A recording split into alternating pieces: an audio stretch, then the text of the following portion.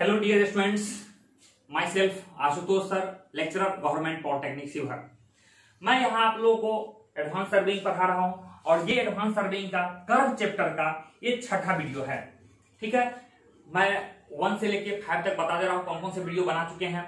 सबसे पहला बनाया हूं मैं इंट्रोडक्शन या सिलेबस ऑफ कर्व, दूसरा वीडियो बनाया हूं types of curve, third video बनाया हूं नोटेशन या डेफिनेशन एलिमेंट्स ऑफ कर्व, चौथा वीडियो बनाया हूं डेजिग्नेशन ऑफ कर्व, पांचवा बनाया हूं एलिमेंट्स ऑफ कर्व जिसमें कैलकुलेशन पोर्शन था, और ये मेरा छठा वीडियो है कर्व चैप्टर का। अकॉर्डिंग टू आपका बिहार स्टेट एसबीटी के अकॉर्डिंग जो सिलेबस है उसके अकॉर्डिंग टू ये छठा वीडियो, ये पॉलिटेक्निक के पॉइंट ऑफ व्यू से है।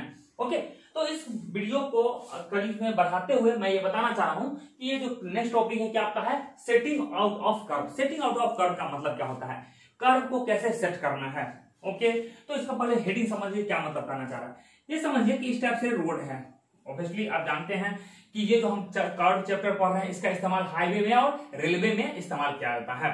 तो हाईवे और रेलवे में जो इस्तेमाल होता है तो कहां इस्तेमाल करते हैं, कर्व का इस्तेमाल वहां होता है जहां हम लोग डायरेक्शन चेंज करते हैं, मोशन का जो है हाईवे का जो डायरेक्शन होता है, मोशन डायरेक्शन चेंज करते हैं, वहां इसका इस्तेमाल होता है कर्व का। तो मैं बात कर रहा हूं कि ये स्ट्रेट लाइन था, अब इस दोनों को मिलाना था। आप ऐसे नहीं डायरेक्ट मिला रहे हैं, ऐसा नहीं कि यहाँ को गाड़ी जाने वाला यहाँ से ऐसे टर्न लगा, ऐसा तो है नहीं। तो इसीलिए आप क्या करते हैं, इसको मिलाते हैं, इस टाइप से मिलाते हैं। ठीक है, कर्व आप बनाते हैं कि स्मूथली गाड़ी यहाँ से चले जाए और हमको मतलब कोई भी प्रॉब्लम नहीं हो। तो कर्व सेटिंग आउट करने का बहुत सारा, ऐसे भी आप कर सकते हैं, यहाँ से भी टर्न कर सकते हैं, यहाँ टर्न कर सकते हैं। तो ये अलग चीज है कहाँ से करना है। हमको क्या है कि ऑलरेडी हमको ड्राइंग बन के आया हुआ है, हमारे पास ड्राइंग बन के आया हुआ है, यहाँ से सेटिंग करना है। ठीक है, ये सेटिंग करना है। अब क्या है, ये स्टार्टिंग पॉइंट है T1 है ये और ये फाइनल पॉइंट है T2 है। इस दोनों पॉइंट का लोकेशन हमें पता है। ओके, अब क्या करना है, ये कर्व आपको बनाना, सेटिंग आउट कर्व का मतलब ये कर्व आपको बनाना है। तो कैसे बनाएंगे, तो एक चीज आप एक ज्योमेट्रिकल से सोच सकते हैं कि सर ये एक्स एक्सिस का मान लेते हैं, ये एक्स एक्सिस है और ये हम मान लेते हैं वाई एक्सिस है। ठीक है, तो x 0 0 कोऑर्डिनेट हो गया। तो सर अगर यहाँ x बराबर कुछ डिस्टेंस हो, x1 हो, वहां हमको y1 अगर पता चल जाए तो x कोऑर्डिनेट y1, फिर x2 पे ये पता चल जाए, x3 पे ये पता है x तो इसका कोऑर्डिनेट x1, y1 हो जाएगा, इसका x2, y2 होगा, x3, y3 हो जाएगा। तो इस तरह से अगर पता चल जाएगा तो हम इस तरह से इसको पॉइंट को स्मूथली हम लोग मिला सकते हैं। तो यही होगा सेटिंग आउट करना। ठीक है, इस टाइप को आप लोग सेटिंग आउट करते हैं। समझ रहे, पर्पस समझ में आ गया। यही कर्व को, क्योंकि यहाँ तक पता है इसको मिलाना है कि ये यहाँ से मिलेगा, ये यहाँ से मिलेगा, ये मिलाएंगे आपको अकॉर्डिंग टू ड्राइंग, जो आपको ड्राइंग शीट मिला हुआ रहेगा उसके ड्राइंग से मिलेंगे। तो इसके लिए क्या 2 मेथड का इस्तेमाल करते हैं, 2 मेथड है हमारे पास जिससे हम लोग सेटिंग आउट कर सकते हैं, और वो भी क्या है इंस्ट्रूमेंट के आधार पे। इंस्ट्रूमेंट के आधार पे 2 तरीके से सेटिंग कर सकते हैं। तो हमारे पास इंस्ट्रूमेंट 2 है, एक है चेन है या टेप है, दूसरा है थ्योरलाइट है। तो अगर चेन और टेप की हेल्प से हम लोग सेटिंग करते हैं तो उसमें लीनियर मेथड बोलते हैं, और थ्योरलाइट की हेल्प से कर सकते हैं उसको एंगुलर मेथड बोलते हैं। तो देखिए इसके डेफिनेशन दोनों हम डिफरेंशिएट कर सकते हैं। लीनियर मेथड में हम लोग क्या करते हैं, इंस्ट्रूमेंट यूज करते हैं, चेन या टेप यूज करते हैं। इस मेथड का इस्तेमाल हम लोग कहां करेंगे, जहां एक्यूरेसी कम जरूरत पड़ेगा वहां होगा, और जहां शॉर्ट डिस्टेंस की जरूरत पड़ेगा वहां लोग लीनियर मेथड इस्तेमाल करेंगे। और जहां हम लोग अगर एंगुलर मेजरमेंट करना होगा तो उसके लिए हम लोग एंगुलर मेथड में क्या करते हैं, एंगुलर मेथड में थ्योरलाइट का इस्तेमाल करते हैं। एंगुलर मेथड में किसका इस्तेमाल करते हैं, थ्योरलाइट का इस्तेमाल करते हैं। और नेक्स्ट है हमारा क्या है कि एंगुलर मेथड में हमको होता है हाई एक्यूरेसी देता है, जबकि लेस एक्यूरेसी होता है, हाई एक्यूरेसी होता है, यानी मोर एक्यूरेट ये हमको देता है। नेक्स्ट क्या है, ये यूजफुल है शॉर्ट लेंथ के लिए, क्या है लॉन्ग डिस्टेंस के लिए है। तो इस तरह से हम लोग दोनों मेथड देख लिए, और दोनों ही मेथड पे हम लोग एक प्रॉब्लम हमारे सिलेबस के अकॉर्डिंग टू लीनियर मेथड को भी बहुत सारे टाइप है वो भी हमने देखेंगे, और एंगुलर मेथड का भी टाइप है वो भी बारी बारी से देखेंगे। हम लोग देखते हैं लीनियर मेथड कितने, हमारे पास 2 मेथड है, लीनियर मेथड है और है एंगुलर मेथड। लीनियर मेथड कितने तरीके से हम लोग कर सकते हैं, तो लीनियर मेथड को भी बांटा गया है 4 भाग में और एंगुलर मेथड को भी 3 भाग में। तो लीनियर मेथड हम लोग जो डिस्टेंस मेजरमेंट कर सकते हैं वो कौन कौन से और मेथड से होता है, तो ये है बाय ऑर्डिनेट्स और ऑफसेट फ्रॉम लॉन्ग कॉर्ड। ठीक है, ऑफसेट आप जानते हैं, चलिए इसे एक्सप्लेन करेंगे, ये आपका सिलेबस में ये मुझे पढ़ाना है, इसलिए मैं उस समय जब बताऊंगा उसे एक्सप्लेन करूंगा। नेक्स्ट है by successive bisection of arches है, आर्च है। नेक्स्ट है बाय ऑफसेट्स फ्रॉम टेंजेंट्स है, और नेक्स्ट है इसके बाद ऑफसेट फ्रॉम कोड्स प्रोड्यूस्ड और बाय डिफ्लेक्शन डिस्टेंसेस। मुझे 4 है हमें पता है, लेकिन आपके जो सिलेबस में है वो यही पढ़ना है, इसलिए मैं इसको एक्सप्लेन कर रहा हूँ, इसी वीडियो में कर दे रहा हूँ। और नेक्स्ट देखते रहा हूँ एंगुलर मेथड ऑफ सेटिंग, इसमें भी है, ये है रैंकिंस मेथड ऑफ टेंजेंट्स या डिफ्लेक्शन एंगल मेथड कहते हैं, या दूसरा है इंस्ट्रूमेंट में थियोडोराइट है और टैकोमेट्रिक मेथड है। ये 3 मेथड है, लेकिन इसमें आपका सिलेबस में सिर्फ रैंकिंग मेथड पढ़ना है, तो इसके लिए मैं हो सकता है सेपरेट वीडियो बना दूं और ये मैं इसी वीडियो में कवर कर रहा हूं। ओके, देखते हैं हम लोग लीनियर मेथड में। सबसे पहला हम बता चुके थे, एक ही हमारे सिलेबस में है। कौन सा सिलेबस में? ऑर्डिनेट्स और offsets from the long chord. पहले बात ये समझ जाते हैं कि ऑर्डिनेट क्या होता है, वाई एक्सिस कोऑर्डिनेट बोलते हैं और एक्स एक्सिस को एब्सिसा बोलते हैं, ये पहले से पता है। तो हम इसे यहां समझाना चाह रहे हैं कि ये हम क्या कर रहे हैं, एक ये हमारा एक स्ट्रेट लाइन यहां जा रहा था, ये स्ट्रेट लाइन जा रहा है, इस दोनों को हमने यहां से कर्व से मिलाए। अब क्या करना है, फिर ध्यान से देखिए, एक कोई है यहाँ से T1 पॉइंट है, ये PC है, एक T2 पॉइंट है, ये PT है। ये हमको एक्चुअल में क्या है, यही इसी को सेट करना है। ये हमारा है आर्क है, इसको सेट करना है किस मेथड से? ऑफसेट मेथड से। ऑफसेट मेथड सेट करना है। तो क्या कि इसके लिए हमको क्या चाहिए, हम तुझे पहले बता दिए थे। तो सबसे पहला काम करना है क्या, इस पॉइंट को आप मिला देना। ये पॉइंट चूंकि आपको पता होगा स्टार्टिंग और फाइनल पॉइंट, इसीलिए इस पॉइंट को मिला दिए। पहला काम ये कर लीजिएगा, इस दोनों पॉइंट को मिला दीजिएगा। अब क्या है, आप जानते हो ऑफसेट किसको बोलते हैं। जैसे कोई पॉइंट है, आप यहाँ से कुछ डिस्टेंस ये ले रहे हैं, ये डिस्टेंस ले रहे हैं, ये डिस्टेंस ले रहे हैं। अगर कोई सी सर्टेन डिस्टेंस ले रहे हैं तो इसको बोलते हैं ऑफसेट, ये बोलते हैं, सबको ऑफसेट बोलते हैं। तो इसको परपेंडिकुलर ऑफसेट बोलते हैं, ये इंक्लाइन ऑफसेट भी बोल सकते हैं। ठीक है, 2 टाइप का ऑफसेट होता है। तो यहाँ हम परपेंडिकुलर ऑफसेट क्या बात कर रहे हैं, या परपेंडिकुलर ऑफसेट ले रहे हैं। तो क्या कर रहे हैं, इस लाइन से हम क्या करेंगे, एक्स कोऑर्डिनेट यहाँ ले लेंगे, ये डिस्टेंस देख लेंगे, यहाँ से ये डिस्टेंस लेंगे, ये कोऑर्डिनेट लेंगे। इस तरह से हम सारा पॉइंट को मिला देंगे तो हमारा ऑफसेट पता चल जाएगा। तो इसके लिए हम क्या कर रहे हैं, कंस्ट्रक्शन कुछ कर ले रहे हैं, कंस्ट्रक्शन कर रहे हैं। आप समझाना सर आपको देख रहे हैं।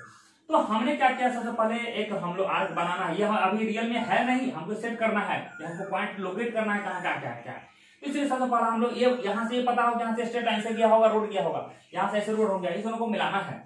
तो सबसे पहले इस पॉइंट को हम लोग मिला देंगे, सही है, मिला देंगे। अब मिलाने के बाद क्या करेंगे, तो हम लोग कुछ इसको मिलाने के बाद हम लोग क्या करेंगे, देखिए इसका हम कुछ पॉइंट को डिफाइन करें। तो सबसे पहले इस पॉइंट से फिर क्या कर लीजिए, एक सेंटर भी यहाँ से दोनों पॉइंट को मिला के एक सेंटर फाइंड आउट कर लीजिए, और जिसका रेडियस क्या हो, आर हो। तो आर हम लोग मान लेते हैं रेडियस ऑफ द कर्व मान लेते हैं, ओ डिस्टेंस मान लेते हैं मिड ऑर्डिनेट। तो ये हम लोग कैलकुलेशन करने जा रहे हैं। एक्चुअली हम लोग कैलकुलेशन कॉपी पे कर रहे होंगे और फिर उसको ग्राउंड पे हम लोग बात करेंगे। तो मिड ऑर्डिनेट किसको बोलते हैं जानते हैं, पहले डिफाइन कर चुके हैं, इसको बोलते हैं मिड ऑर्डिनेट। ठीक है, ये डिस्टेंस हमारा है ओ है, यानी इस डिस्टेंस को हमने ओ मान लिया, यानी यहां से यहां तक जो डिस्टेंस है ओ मान लिए डिस्टेंस। क्लियर है, ओ डिस्टेंस, यानी जो सबसे क्राउन वाला पॉइंट है, इफेक्ट पॉइंट है, वो हमारा मिड ऑर्डिनेट डिस्टेंस है, मिड ऑर्डिनेट है। ओके, इस तरह से यानी ये डिस्टेंस यानी CD पॉइंट हो गया, ये मिड ऑर्डिनेट, ये हमारा है CD है मिड ऑर्डिनेट। नेक्स्ट क्या है, ऑर्डिनेट। अब हम तो ऐसा तो नहीं है कि इस दोनों के, ठीक है, इस दोनों के बीच वाला पॉइंट होगा, यहाँ जहां पॉइंट होगा ये मिड पॉइंट एक्स कोऑर्डिनेट मिल जाएगा, वहां से ये हाइट कितना होगा ये तो हमें पता चल गया। लेकिन इसी ऐसा तो नहीं कि इसको मिलाएंगे, ऐसे सीधे तो नहीं मिला सकते हैं। तो हमको मिला, क्योंकि ऐसा तो नहीं हम लोग बना रहे हैं, ऐसे तो नहीं बना रहे हैं। तो हमको कर्व बनाना है, और क्या है, ये पैराबोलिक कर्व है। तो कर्व बनाना है, तो कर्व के लिए क्या करेंगे, और भी पॉइंट्स हमें लोकेट करना होगा। तो क्या करते हैं, इस पॉइंट से एक्स डिस्टेंस पे, एक्स से इस सेंटर को हम लोग पहले सेंटर को हम लोग पता कर लिए कि वाई कोऑर्डिनेट कितना है। अब यहां से हम एक्स डिस्टेंस लेफ्ट या एक्स डिस्टेंस राइट भी, यहां से भी हो सकता है कि एक्स डिस्टेंस हम इधर जाए और यहाँ पॉइंट पता चल जाएगा। ठीक है, एक्स डिस्टेंस पे भी हमें पॉइंट ये पता चल जाएगा, ये डिस्टेंस कितना होगा, यानी एक्स डिस्टेंस पे जाते हैं तो वाई हमको कितना ये डिस्टेंस होगा। तो इसको हम लोग मान लेते हैं ओ एक्स मान लेते हैं, क्यों, एक्स डिस्टेंस पे है इसलिए। क्लियर है, इस डिस्टेंस पे हम लोग ये ओ मान लिए, इस एक्स डिस्टेंस पे हम लोग ओ एक्स मान लिया, इधर कर सकते ओ एक्स डिस्टेंस पे हम लोग ओ एक्स मान लिए। फिर उसी तरह यहाँ से एक और पॉइंट लेते, यहाँ डिस्टेंस लेते, यहाँ ये हो जाता, तो यहाँ से डिस्टेंस भी यहाँ हो जाता, तो इसलिए स्मूथली हम लोग मिला देते। तो एक्स हो गया ordinate at a distance X from the mid point of the mid point, ये मिड पॉइंट से एक्स डिस्टेंस पे। ओके, नेक्स्ट देखते हैं T1 T2 का है टेंजेंट पॉइंट है, T1 और T2 का हमारा टेंजेंट पॉइंट है। नेक्स्ट है length of the long code, ये L होता है लेंथ, यहाँ हम लोग length of the long code ये L मानते हैं, यहाँ से होता है एक्चुअल में जो होगा इसका L हम लोग मानते हैं। और D क्या है, mid point of the mid point of T1 T2 का ये मिड पॉइंट हम लोग मान लेते हैं। सी तो हमें पता ही नहीं है, बस थ्योरेटिकली पता है। अब हम लोग क्या करते हैं, हमारा पर्पस क्या है, तो हमारा पर्पस है ओ का डिस्टेंस निकालना। हम पहले बता चुके हैं कि हमको ओ का डिस्टेंस निकालना है, ओ डिस्टेंस निकालना है। तो ओ डिस्टेंस के लिए हम लोग क्या करते हैं, हम लोग करते हैं एक राइट एंगल की बात करते हैं। तो राइट एंगल ट्रायंगल की बात करते हैं तो देखते हैं, यहां से हम देखते हैं हमारा पर्पस क्या है, ओ डिस्टेंस निकालना है। तो इसको निकालने के लिए हम क्या करते हैं, इस ट्रायंगल का हेल्प लेते हैं, इस ट्रायंगल का हेल्प लेते हैं, हम लोग इस ट्रायंगल का हेल्प लेते हैं। ठीक है, तो इस ट्रायंगल देखते हैं तो लिखते हैं हम लोग इन right angle triangle O T T1 और D, इस ट्रायंगल का हेल्प लेते हैं। तो इस ट्रायंगल में जानते हैं क्या हो जाएगा, ये राइट एंगल ट्रायंगल, ये हाइपोटेन्यूजल हो जाएगा, ये आपका बेस होगा, ये परपेंडिकुलर होगा। तो इसको क्या लिख सकते हैं, ओ टी वन स्क्वायर बराबर होगा T1D का स्क्वायर प्लस क्या हो जाएगा, ये ओ डी का स्क्वायर, ये हो गया। अब क्या लिख सकते हैं, T1O को T1O के स्क्वायर लिख सकते हैं, R के स्क्वायर, क्योंकि ये रेडियस है, ये भी रेडियस है और यहाँ भी रेडियस है और यही हमारा रेडियस है। तो अब हमने ओ T1 के प्लेस पे लिख दिया R स्क्वायर। अब हमको लिखना है T1D इसके प्लेस पे। तो यहाँ पे पूरा डिस्टेंस हम लोग L मान चुके हैं, तो इसका आधा हो गया, इसलिए L/2 का हो गया स्क्वायर, ये भी खत्म हो गया। अब OD, ये इस डिस्टेंस को, इस डिस्टेंस क्या लिख सकते हैं, इतना माइनस इतना लिख देंगे तो ये आ जाएगा। तो हमको लिखना है हमको लिखना है एक्चुअली में ये डिस्टेंस, इतना में से इतना घटा देंगे तो अपने आप आ जाएगा। तो ये डिस्टेंस कितना है, R है, R में से हम लोग ये डिस्टेंस को हम लोग ओ माने हुए हैं, ओ माने हैं, तो इसका स्क्वायर कर देंगे। अब यहाँ से क्या कर देते हैं, इसको हम लोग लेफ्ट साइड लेते हैं, क्या हो जाएगा, R स्क्वायर माइनस इतना, और ये रूट हटा देते हैं, स्क्वायर हटा देते हैं तो अंडर रूट में चल जाएगा। ठीक है, तो अंडर रूट में चला गया तो ये हो जाएगा। तो यहाँ से हम पहले बोल चुके हैं, तो सबसे पहले निकाल लेते हैं, ओ निकाल लेते हैं, इसको उधर ले आइए, तो हो जाएगा R minus root over R square minus L/2 का स्क्वायर। तो यहाँ से फॉर्मूला बन गया कि ये ओ डिस्टेंस निकालना होगा, हमको ओ डिस्टेंस चाहिए, ये डिस्टेंस चाहिए, मिड ऑर्डिनेट डिस्टेंस चाहिए। तो मिड ऑर्डिनेट डिस्टेंस के लिए हम लोग क्या कर सकते हैं कि आपको ये ऑफसेट मेथड से, ऑफसेट इसी को बोलते हैं परपेंडिकुलर डिस्टेंस, ये हमारा ये ऑफसेट हो गया, यानी मिड पॉइंट पे इतना ऑफसेट होगा। ऑफसेट क्या होगा, फॉर्मूला याद रखिएगा, ओ मिड ऑर्डिनेट पे होगा, मिड ऑर्डिनेट डिस्टेंस कितना, ओ बराबर R minus root over R square minus L/2 का होल स्क्वायर। इसका मतलब हमको ये निकालने के लिए सिर्फ कितने रेडियस का कर्व बना रहे हैं 100, और हमको ये लेंथ चाहिए। फिर रिपीट कर रहे हैं, ओ डिस्टेंस क्या हो जाएगा, ओ डिस्टेंस हो जाएगा R माइनस रूट ओवर हो जाएगा R का स्क्वायर माइनस L/2 का होल स्क्वायर। इस तरह से हमारा ये ओ निकला। तो सिर्फ सेंटर में निकाल लिए, लेकिन इतने से काम तो नहीं होगा, हमको यहाँ भी चाहिए, यहाँ भी चाहिए, यहाँ भी चाहिए। अब हमें एक्स वाला इस्तेमाल करेंगे। ठीक है, अब हम लोग देखते हैं, जैसे हम लोग क्या किए हैं, अभी तक हम लोग ओ निकाल चुके हैं। अब हम पहले बता चुके हैं कि यहाँ से एक्स डिस्टेंस पे जाएंगे, कितना ऑर्डिनेट होगा, जितना ऑर्डिनेट यहाँ होगा उतने एक्स डिस्टेंस भी होगा, कितना ऑर्डिनेट लेंगे, फिर नेक्स्ट एक्स डिस्टेंस लेंगे और ऑर्डिनेट इधर भी निकालेंगे, इधर भी निकालेंगे। इसके लिए हम थोड़ा कंस्ट्रक्शन करते हैं। तो कंस्ट्रक्शन क्या करते हैं, हमको चाहिए ओ एक्स, हमको चाहिए, मान लेते हैं, मान लिया हुआ है कि एक्स डिस्टेंस पे क्या है, ओ एक्स डिस्टेंस है, हमको ये ओ एक्स डिस्टेंस चाहिए। ओ एक्स डिस्टेंस कितना होगा, जितना होगा ई एफ होगा, जितना ई एफ होगा, ओ एक्स डिस्टेंस उतना ही जितना ई एफ होगा, और ई एफ उतना ही होगा जितना हमारा E1। इसके एक्चुअली में क्या किया, यहाँ से हम पैरेलल ड्रॉ कर लिए हैं, T1 T2 के पैरेलल हम लोग ड्रॉ कर लिए हैं, जहां E को इंटरसेक्ट करता है E1 को। तो EF जितना उतना ही होगा जितना E1D होगा, जितना E1D होगा, और E1D कितना होगा, अब E1D कितना होगा, जितना आपका होगा EO, यानी इसमें से इसको माइनस कर दीजिए। इसमें से हमको चाहिए, ये चाहिए, ED चाहिए, E1D चाहिए, E1D चाहिए। ये कितना डिस्टेंस होगा, तो E1O में से DO माइनस कर दीजिएगा तो ये हो जाएगा। तो E1O और माइनस D कर दीजिए। अब E1O ये डिस्टेंस है, तो ये डिस्टेंस कैसे निकाल सकते हैं, ये डिस्टेंस निकालते हैं, E1O निकाल सकते हैं। देखिए E1O के लिख सकते हैं हम लोग राइट एंगल ट्रायंगल में, इस राइट एंगल ट्रायंगल में लिख सकते हैं। तो E1O कितना होगा, E1 कितना होगा, इतना का अंडर रूट इतना का स्क्वायर माइनस इतना, तो इसे लिखिए EO, वहां लिखा हुआ है EO का स्क्वायर माइनस हो जाएगा E1 का स्क्वायर हो जाएगा। तो ये हमको निकल जाएगा अंडर रूट में, और माइनस क्या चाहिए, OD चाहिए, OD ये, तो ये डिस्टेंस कितना होगा, तो CO इतना में से ये माइनस कर देंगे, OD डिस्टेंस कितना होगा, CO में से CD माइनस कर देंगे तो हो जाएगा। तो अब देखते हैं हम लोग क्या है, तो OX बराबर EO कितना है, EO रेडियस है, ये रेडियस है, ये रेडियस है, ये रेडियस है, ये रेडियस है, तो ये चीज हमको EO पता चल जाएगा, रेडियस हो जाएगा। अब हमको क्या है, E1 कितना है, E1 क्या है, एक्स डिस्टेंस है, तो हमने एक्स डिस्टेंस में तोड़ दिए। अब माइनस है, सीओ कितना है बाबू, देखिए सीओ कितना हमको यहाँ से रेडियस है, रेडियस में से, और ओडी कितना है, ओडी कितना है आपका सीडी कितना है, ओ है। तो इस तरह से हमको एक एक्स डिस्टेंस पे, किसी भी एक्स डिस्टेंस पे कितना ऑर्डिनेट होगा सिर्फ देखते हैं। ये आपका कांस्टेंट है, ये कांस्टेंट है, ये कांस्टेंट है, एक्स का वैल्यू। तो इसीलिए पहले ओ यहाँ यूज होता है, ओ यहाँ यूज हो रहा है, इसीलिए हम लोग ओ पहले निकाल चुके थे। ओ बराबर क्या था आपको, आर माइनस रूट ओवर था आर का स्क्वायर माइनस L/2 का स्क्वायर था, इसीलिए हम लोग ओ निकाल चुके हैं पहले भी यहाँ रखने के लिए। ओके, तो हम लोग ये भी फॉर्मूला याद रखेंगे, तो ये फॉर्मूला याद रखिएगा। तो ओ का हो गया, और ओ एक्स का क्या होगा, फॉर्मूला हो गया, ओ एक्स का रूट ओवर हो गया R square minus X square हो जाएगा, और माइनस हो गया आर माइनस ओ हो गया। ये दोनों फॉर्मूला इस्तेमाल किएगा, ये सेटिंग करने के लिए है।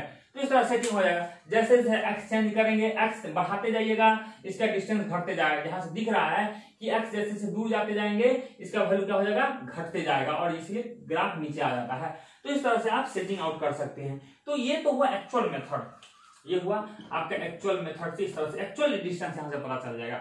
लेकिन क्या है कि एक और मेथड अप्रोक्सीमेट मेथड है, उस मेथड से कैसे कर सकते हैं। हालांकि देखिए इसको आप कैलकुलेटर से निकाल सकते हैं, इसका अप्रोक्सीमेट भी कर सकते हैं बाइनोमियल थ्योरम से।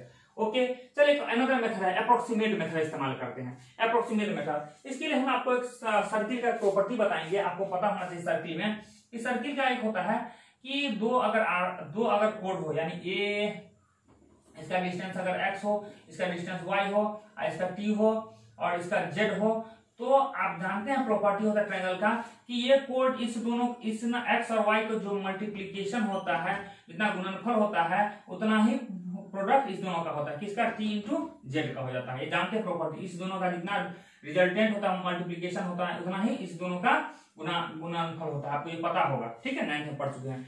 उसी तरह से तो यहाँ इसी प्रॉपर्टी का हम इस्तेमाल हम लोग कर रहे हैं। इस प्रॉपर्टी का इस्तेमाल करते हुए हम एक प्रॉपर्टी लिखते हैं। तो ऐसा करते हैं कि देखिए हमने क्या किया है, ये एक है आपका, ये सर्किल है, यहाँ से सर्किल बढ़ा हुआ, कहीं से एक सर्किल यहाँ से आया होगा पूरा। तो ई एफ को बढ़ाते हुए ई जी को बढ़ाते हुए कुछ इस तरह से एक एच ले रहे हैं, यहाँ से होगा, इसे एच होगा, और वो कहाँ एच होगा, उसके होगा आपका पेरीमीटर पे होगा।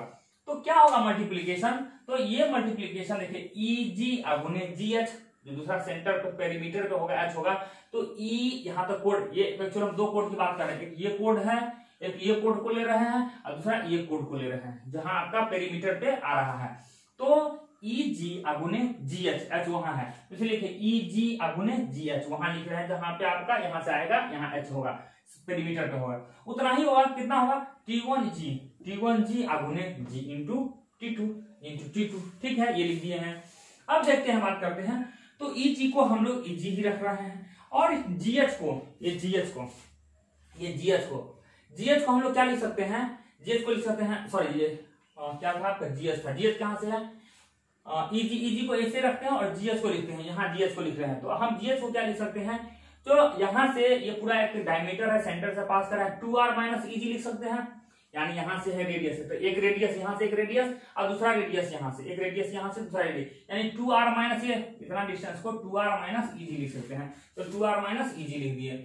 अब क्या करते हैं, हम लोग देखते हैं T1 जी कौन सा हो गया, T1 जी, इस डिस्टेंस को T1 जी है, T1 जी को है, इसको लिख रहे हैं T1F लिख रहे हैं, T1F लिख रहे हैं। ये तो बड़ा क्रिटिकल हो गया, हम T1 जी को T1F लिख रहे हैं। तो ये कब पॉसिबल लिख सकते हैं, ये कब पॉसिबल है कि अगर ये आर्क क्या हो, ये आपका जो है आर्क का लेंथ जो है ये क्या हो, मतलब ये मान के चलिए कि ये दोनों डिस्टेंस क्या है, बहुत ही क्लोज होगा। ये बहुत क्लोज कब होगा, जब ये कोड का डिस्टेंस छोटा होगा, यानी क्या है, L है वेरी वेरी लेस देन क्या है, R से है, कोड क्या होगा, छोटा होगा। तो ये पॉइंट इसी पॉइंट पे आ जाएगा, क्लियर है। तो ये अप्रोक्सीमेट मेथड इस्तेमाल करते हैं जब कोड का लेंथ रेडियस के लेंथ से छोटा होगा, तब क्या होगा, कोड का लेंथ रेडियस के लेंथ से छोटा होगा, तब वो हम लोग इस्तेमाल करते हैं, ठीक है। हाँ, तो रेडियस का जो होगा लेंथ होगा, सॉरी रेडियस जो होगा बहुत बड़ा होगा कोड के लेंथ से, तो उस समय इसका अप्रोक्सीमेट मेथड इस्तेमाल करते हैं। तो क्या होगा उस कंडीशन में, क्योंकि समझिए ना बहुत छोटा स्टेप से हो गया, बहुत छोटा हो गया, तो इस तरह से खींचेंगे तो ये पॉइंट और ये पॉइंट आपको बहुत ही नजदीक हो जाएगा, ये पॉइंट और ये दोनों पॉइंट दोनों बहुत क्लोज आ जाएगा, दोनों रहेगा। तो उस कंडीशन में T1G उतना ही डिस्टेंस होगा जितना T1F होगा, ठीक है। तो ये T1F लिख दिए और फिर इस तरह से F आ जाएगा तो F इंटू T2 लिख देंगे, F इंटू T2 लिख देंगे, मतलब G जगह G और F दोनों एक ही पॉइंट पे आ गए, इस तरह से हो गया, ठीक है। अब सिंपल सी बात है कि EG हो गया, EG लिख दिया। अब क्या है कि ये 2R हम पहले बोल चुके हैं, रेडियस क्या है बहुत बड़ा है, बहुत बड़ा में से EG बहुत छोटा है, तो घटाएंगे तो लगभग नेग्लिजिबल हो जाएगा, मतलब एक बड़ा क्वांटिटी से छोटा घटाएंगे नेग्लिजिबल होगा, इसीलिए इसको जस्ट लिख देंगे 2R लिख देंगे और इसको T1F लिख देंगे और F T2 लिख देंगे, जो का क्यों हम लिख देते हैं। अब सबका वैल्यू पुट कर देते हैं। EG कितना था आपका, EG E और G ये डिस्टेंस, EG डिस्टेंस यानी वर्टिकल डिस्टेंस है, ये हमारा क्या है EG वही G डिस्टेंस होगा जितना E डिस्टेंस होगा, EF का डिस्टेंस होगा, और EF का डिस्टेंस कितना है, यहाँ EG को EF भी लिख सकते हैं, ठीक है, EG को यहाँ EF भी लिख सकते हैं, क्योंकि ये डिस्टेंस आप इसी पॉइंट पे आ गई, वर्टिकल बन गया, तो हमारा हो गया OX डिस्टेंस आ गया, 2R का 2R हो गया। अब T1F लिख रहे हैं, T1F ये T1F, तो इस केस में हम तो इस केस में जब पढ़े थे तो उस समय x ये डिस्टेंस हम लोग लेते थे, x ये डिस्टेंस लेते थे, यानी सेंटर से इधर की डिस्टेंस x लेते थे, लेकिन अप्रोक्सीमेट मेथड में इधर से हम लोग ये ओरिजिन से इसको हम लोग x डिस्टेंस ले रहे हैं, यानी इस केस में ये हमारा डिस्टेंस है x है, तो हम लोग लिख रहे हैं x लिख रहे हैं, तो ये टोटल लेंथ l है, तो ये x हो गया, तो इधर से इधर कितना हो गया l माइनस x हो गया, ठीक है, l माइनस x हो गया, तो इस दोनों का मल्टीप्लीकेशन लिखे हैं, यहां से OX निकाल सकते हैं, तो x हो जाएगा L minus x bye 2R होगा। तो इस तरह से हम लोग अप्रोक्सीमेट मेथड और एक्चुअल मेथड दोनों से हम लोग बना सकते हैं, यही आपको प्रूव कर देना है, ये लिख देना है, इसी को बोलते हैं setting out of the curve. तो इस तरह से आपका छठा वीडियो हो गया, बन गया। सातवां वीडियो हम अलग से रैंकिंग्स का सेपरेट बना जा रहे हैं। तो आपका काम क्या है, इतना पढ़ाने के बाद आप लोगों को पता है क्या करना है, लाइक करना है, सब्सक्राइब करना है, कमेंट करना है, कैसा लगा, आप अच्छा बुरा जो भी होंगे, आपको अच्छा लगा या बुरा लगा जो भी हो, मुझसे आप कंसल्ट करेंगे कि सर बढ़िया है, आपको इस और बढ़िया एक्सप्लेनेशन करना चाहिए था, मैं आपको लिए नेक्स्ट वीडियो में और भी अच्छा से इंप्रूवमेंट करके लाऊंगा। लेकिन जब तक आप कमेंट नहीं करेंगे मुझे पता नहीं चलेगा, इसलिए आपका जिस तरह मेरा काम है, दायित्व है, मेरी रिस्पॉन्सिबिलिटी है आपको नॉलेज दूं, तो आपका इतना तो हक बनता है, क्योंकि आपको इसके लिए पैसे नहीं लगते हैं। आपका काम क्या है, आप कमेंट करेंगे, लाइक करेंगे, वीडियो अच्छा लगता है तो दोस्तों में शेयर करेंगे, और कुछ भी अगर अच्छा नहीं लगता है तो कमेंट करके मुझे आप लोग सुझाव देंगे कि क्या इसमें इंप्रूवमेंट किया जाए। Thank you.